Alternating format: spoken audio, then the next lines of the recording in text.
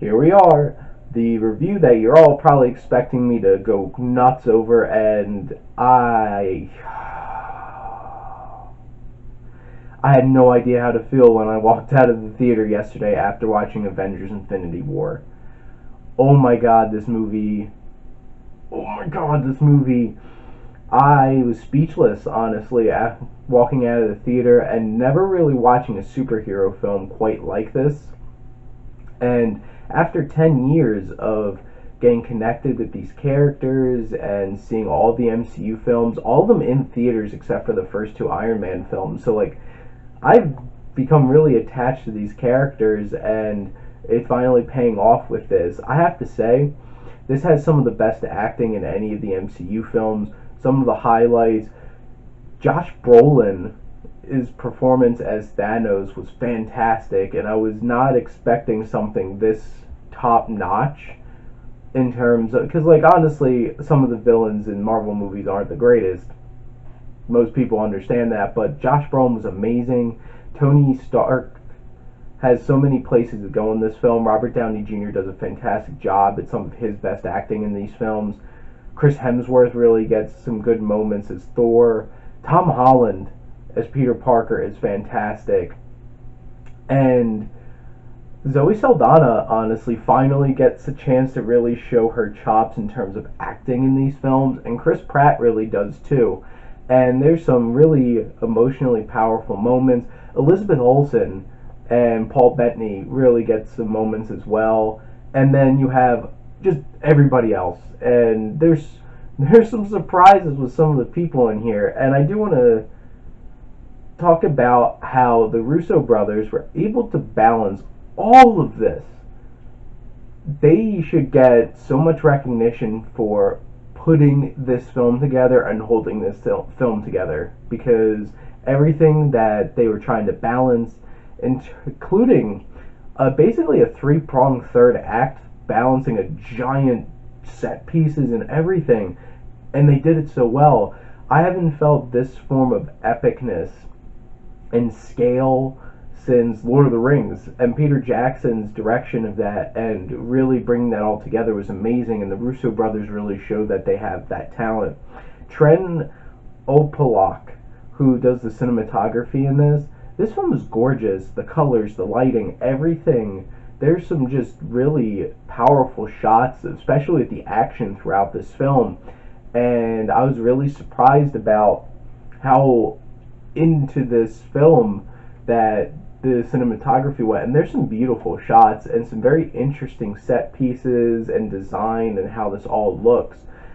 Now, and one of the biggest criticisms that Marvel movies get along with the villain problem is their scores, that they're pretty forgettable, but Alan Silvestri's score in this is beautiful, is powerful, and it weaves in and out of being emotional and triumphant and everything and really building up these moments. Now, the action in this film can be a bit hit or miss in terms of, like, you saw this a little bit in the opening sequence of Civil War, with some of the editing in terms of the action was really rushed and fast and kind of shaky. There's a bit of that in this film, and I could have done with that a little less. And in terms of, like, the big set piece, like where the Outriders come in, it's a bit overwhelming and not very memorable with, like, CGI, except for some moments that I will not spoil. But all the hand-to-hand combat, I really appreciated this well-designed, choreographed, awesome action in terms of when the Avengers are fighting Thanos or his Black Order. Those individual fights are so cool, so well done, and so intelligently put together and cleverly put together too, and they're so much fun. The villains in this, Thanos is amazing, and so he's complex, he's interesting, you understand what's driving him, and you see different facets of, he's not just like, I'm mad and crazy all the time. You see emotional moments from him, and you barely see those in terms of villains in Marvel films, where they feel a range of different kinds of emotions, and you really get to see it really dig in this film. And his Black Order, for the most part, was really interesting, especially Ebony Maw. And now I forget the voice actor, but he was on point. And honestly, he could have been a villain all of his own. I actually would have been interested to see him be a villain in his own Doctor Strange film, because their dynamic back and forth is really interesting, and his dynamic with Iron Man as well. Now, there are some really, really, truly emotional moments in this film, and especially, and I have to preface this, it's hard to make a comparison because, like, I can't step out of being connected with these characters for 10 years and do a review. It was emotional for me. There was moments that really hit me hard and left me speechless and left me just on the verge of tears, honestly, at certain points. And I can't take a step back and be like, I'm going to pretend that I've never seen these films before. Because this movie expects you to do your homework. You should have seen all these movies leading up to this point, or you're going to be lost at certain points. But it's unpredictable. There's things that happen in this film that I never thought would ever happen. And there is one particular thing, me being a huge fan of Captain America, one thing that shocked the hell out of me, and I'm going to leave it at that.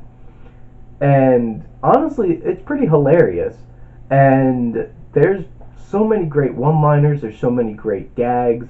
But the thing is, segue into my negatives about this film, not all the jokes worked in terms of in the film. They were funny jokes for the most part, but some of them really didn't land and caused some tonal issues.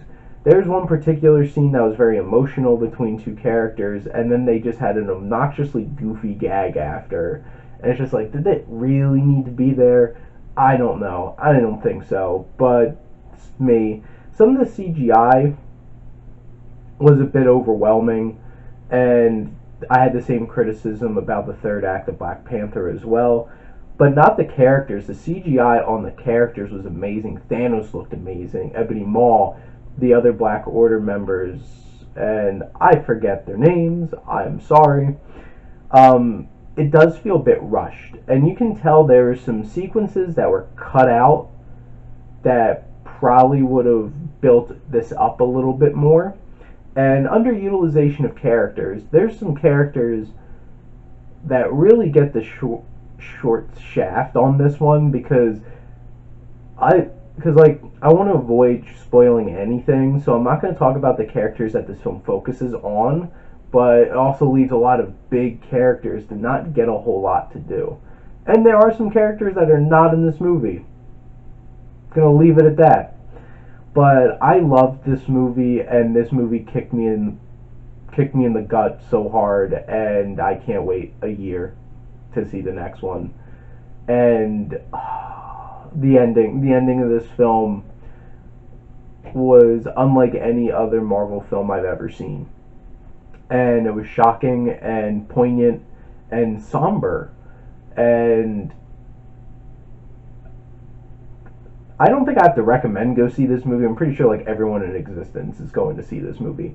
So go out and see Infinity War. I'm giving Avengers Infinity War an A-.